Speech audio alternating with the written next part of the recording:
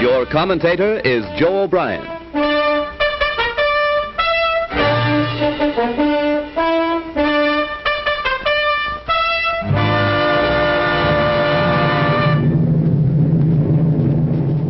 Here is the motion picture record released by the United States Navy of the havoc wrought by the Japs' sneak sky and sea raid on Pearl Harbor, America's mid-Pacific naval bastion.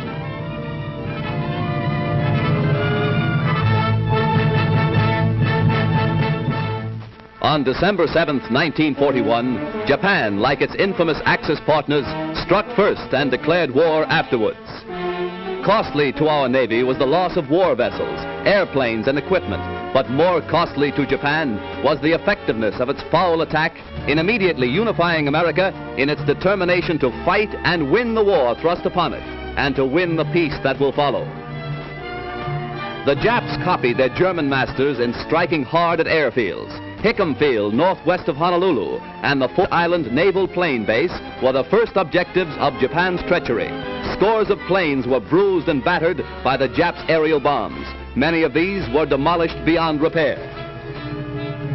Direct hits were scored on hangars, and these were badly shattered. Equipment and airplane supplies were reduced to smoldering ruins.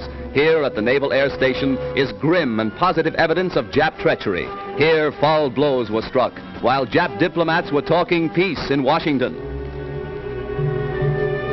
America lost 3 destroyers. Here are seen the United States destroyers Downs and Shaw as they rest on the bottom of Pearl Harbor with decks awash after Jap bombers make direct hits on their decks. First to feel the sting of Japanese steel are the USS Oklahoma and Utah, the latter a 33-year-old target ship. Accurate hits by the enemy bombers make short work of these 2 naval bulwarks. Now, with their keels practically out of water, they lie helpless wrecks and a sad reminder of cowardly strategy. To make possible a surprise attack within Pearl Harbor, the Japs built 2-man submarines to enable them to fire sneak blows within waters that are narrow and tortuous. Several of these surprise weapons were blown from the water by direct hits of our naval gunners. Others were beached and captured. While sky and sea fire was still raging, salvage crews inspected our naval craft to estimate what may be saved. Before the din of bursting bombs had been silenced, preparations were underway to salvage these 2 warships. At low tide, the huge propeller of the Oklahoma, stilled by the enemy, was high above water. It is believed that the small 2-man Jap submarines carrying dual torpedo tubes were responsible for these 2 losses to our Pacific fleet.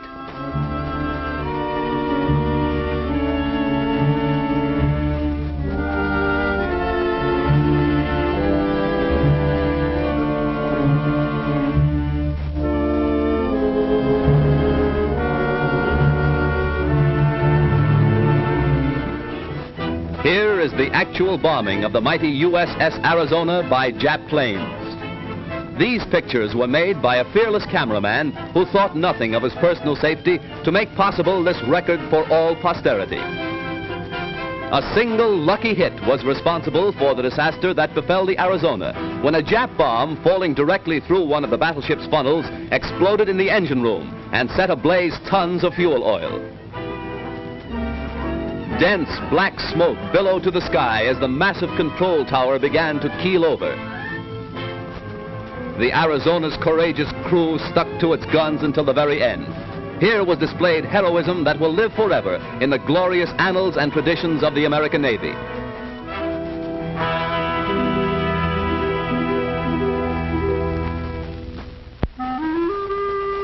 The once mighty Arizona now rests on Pearl Harbor's muddy bottom, a pitiful relic of its former self, a grim monument to the treachery of Japan. The once mighty dreadnought's armor plate is twisted and torn, but the great battleship's control tower still stands, a defiant beacon that in days to come will cast its shadow upon Nippon's very shores. At Pearl Harbor, at Hickam Field, in the bomb-pocked streets of Honolulu, ever is written history. History with a tragic, treacherous pen. History that 130 million Americans will never forget. And in days to come, the Japs, too, will remember Pearl Harbor. Here is a tragic, unforgettable page in the annals of America. Here, the cunning deceit of the Japs will never be forgotten. Here, they hoped to score a knockout before the war began. The Arizona's gun crews, battered and broken, fired to the last. Their guns pointed skyward, from whence the enemy appeared. The Jap sneak blow cost hundreds of military and civilian lives. The treacherous attack cost our Pacific Fleet 2 battleships outright, another capsized, the loss of 3 destroyers and a mine layer.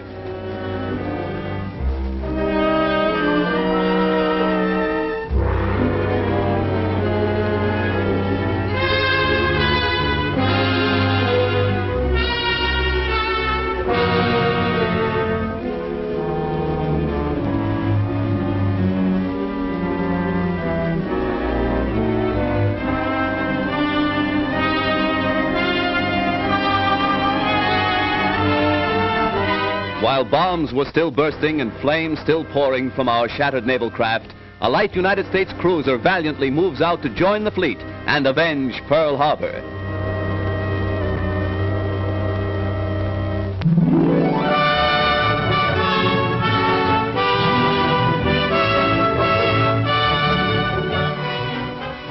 June 3rd, 1935. The Normandie, $60 million luxury liner, comes to America on its maiden crossing of the Atlantic, an event that occasioned a marine demonstration that will live in history. Whistles blew and sirens shrieked a mighty welcome to the new Queen of the Seas. The famed skyline of America's greatest city formed a fitting background for America's greeting to one of the most stately ships that ever crossed the Atlantic. 6 years later, shortly after the United States entered the war, the Normandie was seized and placed under naval guard. Hundreds of civilian workers were put aboard the Normandie, renamed the USS Lafayette, to strip the vessel of its costly furnishings and to prepare it for war duty as a United States transport. February 9th, 1942, the Normandie afire. A fatal tragedy to the big luxury liner and to America. As the flames rapidly spread to devastating fury, workers madly scrambled to safety, while fireboats and fire engines poured tons of water into the stricken vessel. All fire doors, vertical and horizontal, were closed to protect the ship's vitals from the flames, but this was all in vain. Dense clouds of thick, acrid smoke billowed far out over Manhattan, casting a mucky pall over Midtown and downtown New York.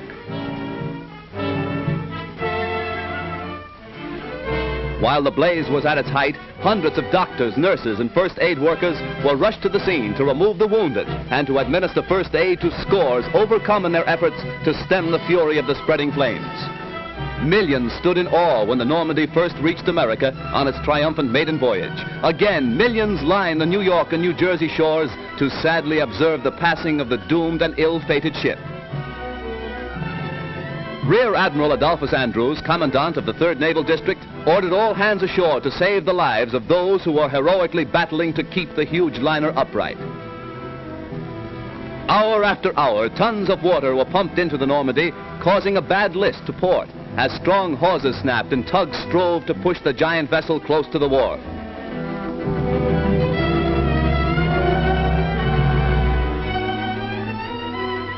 Then, during the night, the Normandie met its final doom, when, with a resounding crunch of ice and a belch of smoke, the 83,000-ton vessel dipped her flame-scarred superstructure into the surface of the Hudson River. Hundreds were injured when America lost its biggest naval auxiliary. Millions of dollars of damage has been done, and thousands of man-hours of labor have been nullified.